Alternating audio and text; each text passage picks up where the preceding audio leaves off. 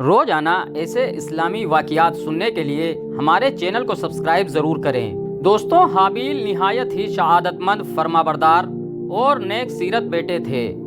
انہیں اوصاف حمیدہ کی بدولت حضرت آدم علیہ السلام کی تمام امیدوں کا مرکز حضرت حابیل بن چکے تھے۔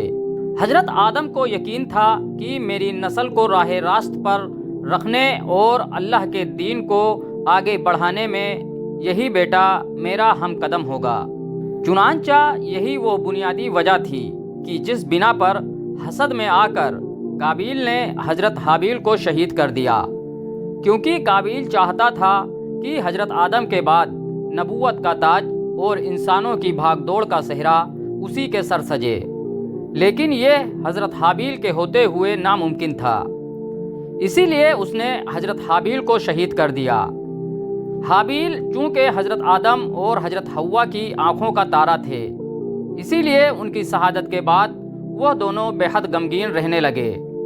دوسری طرف شیطان قابیل کے پاس آیا اور اس کو گھر سے بھاگنے کے لیے کہنے لگا کہ اگر تم یہاں رہو گے تو تمہیں تمہارا باپ مار ڈالے گا۔ بس اسی قتل کے ڈر سے قابیل اپنی بیوی کو لے کر یمن کی پہاڑیوں میں جا بسے۔ اصل میں شیطان کو یہ ڈر تھا کہ کہیں قابیل توبہ کر کے حضرت آدم کا تابعدار بیٹا نہ بن جائے۔ پہاڑیوں میں جا کر نسل قابیل خوب بڑھنے لگی اور وہاں اس کی کثیر اولاد ہوئی۔ قابیل اور اس کی اولاد نے ہی سب سے پہلے آتش پرستی اور پھر شیطان کے بہکاوے میں آ کر بت پرستی شروع کر دی۔ دنیا میں قتل، حسد، فساد اور بت پرستی کی بنیاد قابیل ہی نے رکھی۔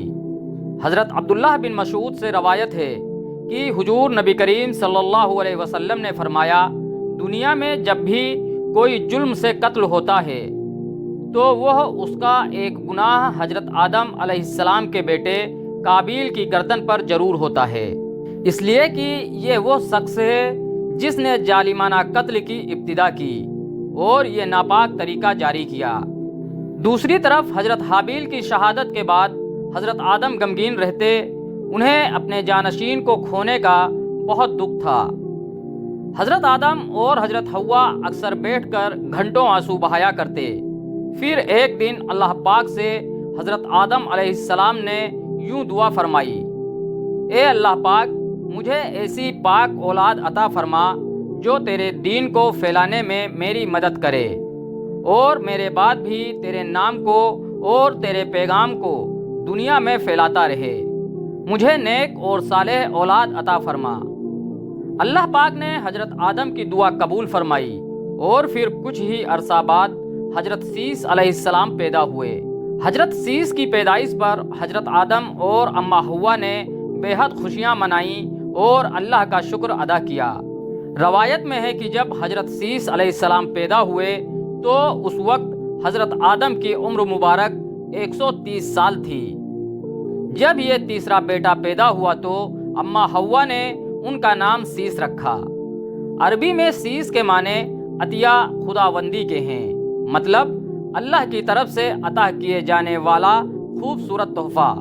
شروع ہی سے حضرت آدم نے حضرت شیش علیہ السلام کی تعلیم تربیت پر خاصی توجہ دی، کیونکہ آپ جانتے تھے کہ یہی اب ان کا جانشین ہے، اسی کی نسل آدم کی سرداری کرنی ہے۔ آپ علیہ السلام حضرت شیش علیہ السلام کو جنت کا واقعہ سناتے، اچھے اور برے کی پہچان کرواتے۔ جو حضرت شیش علیہ السلام بڑے ہوتے گئے، ان کی پوشیدہ صلاحیتیں اور والدین کی تعلیم اور تربیت رنگ لاتی رہی۔ حضرت آدم نے ان کو درس تدریس اور واعظ و تبلیغ کے خوبصورت اور منفرد طریقے سکھائے۔ انہیں دن و رات کی گھڑیوں کی طرح پہچان کروائی اور ان اوقات میں ہونے والی عبادتوں کی تعلیم دی۔ اس کے علاوہ طوفان نوح کے بارے میں بھی آگاہ کیا جو کچھ عرصے بعد آنے والا تھا۔ حضرت آدم علیہ السلام اور حضرت حوا کو حضرت شیش سے بڑی امید تھی، جس کی بڑی وجہ یہ تھی کہ ان کا ایک بیٹا قتل ہو گیا اور دوسرا شیطان کا پیروکار بن کر کفر کے راستے پر چل نکلا تھا۔ اب اللہ کے دین کو آگے پھیلانے اور شیطان کے سر کا مقابلہ کرنے کے لیے حضرت آدم علیہ السلام کے بعد حضرت شیش علیہ السلام ہی تھے۔ دوستوں 960 برس کی عمر میں حضرت آدم وفات پا گئے اور نسل انسانی کی بھاگ دوڑ حضرت سیس علیہ السلام کے کندھوں پر آ گئی۔ حضرت آدم کی وفات کے بعد اللہ پاک نے حضرت سیس علیہ السلام کو نبوت کے درجہ پر فائز کر دیا۔ چنانچہ حضرت آدم کے بعد آپ دوسرے نبی تھے۔ حضرت سیس کو اللہ پاک نے کثیر اولاد سے نوازا اور وہ سارے بڑے فرما بردار تھے۔ اللہ تعالیٰ نے کل 4 کتابیں اور 100 صحیفے اپنے پیغمبروں پر نازل کیے، لیکن حیران کن بات یہ ہے کہ ان 100 میں سے 50 صحیفے حضرت سیس علیہ السلام پر اترے۔ اس کے علاوہ بہت ساری حدیث پاک میں حضور صلی اللہ علیہ وسلم نے حضرت سیس علیہ السلام کی نبوت کا ذکر کیا۔ حضرت سیس پوری عمر اپنی اولاد کی تربیت میں لگے رہے۔ ان کو یہی ڈر تھا کہ کہیں میری اولاد بھی میرے بھائی کی طرح شیطان کی پیروکار نہ بن جائے۔ آخری عمر میں حضرت سیس نے گوسا نشینی اختیار کر لی اور آپ کی اولاد آپ کے کام کو بڑھاتی رہی۔ دوسری طرف قابیل کی نسل اس قدر بے باک ہو گئی کہ وہ حضرت سیس کی اولادوں پر حملہ آور ہوتے اور اناج وغیرہ لوٹ کر لے جاتے۔ دنیا کی پہلی جنگ بھی انہی 2 نسلوں کے درمیان ہوئی۔ جنگ کی وجہ یہ تھی کہ قابیل اپنے بیٹے کی شادی حضرت سیس کی بیٹی سے کرنا چاہتا تھا، لیکن حضرت سیس اس شادی کے سخت خلاف تھے، اور ویسے بھی حضرت آدم نے وفات کے وقت حضرت سیس کو نصیحت کی تھی کہ اے میرے جانشین، میرے بعد تقوی اختیار کرنا اور اپنی نسل کو قابیل سے پاک رکھنا۔ ایسا ہی ہوا۔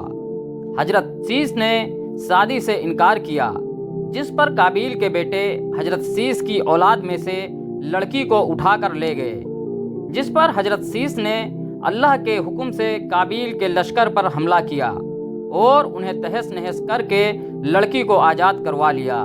مسلمان، یہودی اور عیسائی اس بات پر متفق ہیں کہ اس وقت دنیا میں جتنے بھی لوگ موجود ہیں وہ نسل سیس علیہ السلام سے ہیں، کیونکہ حابیل 20 سال کی عمر میں شہید کر دیے گئے اور ان کا کوئی جانشین نہ تھا۔ قابیل اور اس کی اولاد شیطان کی پیروکار بنی، جس کو طوفان نوح میں غرق کر دیا گیا تھا۔ اس لیے نسل انسانی صرف اور صرف حضرت آدم کے تیسرے بیٹے حضرت سیس علیہ السلام سے ہیں۔ علامہ ابن کثیر قصاص الانبیاء میں لکھتے ہیں کہ حضرت سیس نے اپنی وفات کے وقت اپنی کثیر اولاد میں سے اپنے بیٹے حضرت انوس کو جانشین مقرر کیا۔ انوس کے بعد کینن ان کے جانشین مقرر ہوئے۔ کینن کے بعد مہلائل جانشین ہوئے یا مہلائل ہی تھے، جنہوں نے سب سے پہلے قلعوں کی بنیاد ڈالی اور انسانوں کو قلعہ بنانا سکھایا۔ اس کے علاوہ انہوں نے ہی شیطان اور اس کے پیروکاروں کو انسانی بستیوں سے نکال کر ویرانوں اور جنگلات کی طرف بھیج دیا۔ 40 سال حکمرانی کے بعد انہوں نے اخنوق کو اپنا جانشین مقرر کیا۔ مشہور روایت کے مطابق اخنوق ہی حضرت ادریس علیہ السلام تھے۔ حضرت سیس علیہ السلام کی وفات 912 سال کی عمر میں ہوئی۔ مختلف روایات میں 3 مقامات درج ہیں کہ جہاں ان کا مزار مبارک ہے۔ نمبر 1 غزہ، نمبر 2 عراق کا شہر مواصل، نمبر 3 ایودھیا جو بھارت میں ہے۔ اب ان تینوں قبروں میں حضرت سیس علیہ السلام کی اصل قبر کون سی ہے، یہ تو اللہ ہی بہتر جانتا ہے۔ واللہ عالم، جزاکم اللہ خیرا۔